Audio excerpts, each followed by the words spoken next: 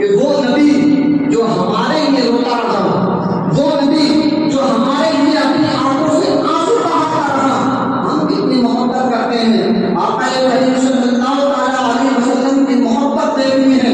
میں آپ کو بتاتا چلوں، ایک مرتبہ مدینہ طیبہ میں آقا کریم صلی اللہ تعالیٰ علیہ وسلم حضرت محترم حضرت عائشہ کے کمرے میں موجود ہیں، حضرت عائشہ کے حجرے میں موجود ہیں، اور آقا کریم صلی اللہ تعالیٰ علیہ وسلم بہت خوش ہیں۔ آج آقا کریم صلی اللہ تعالیٰ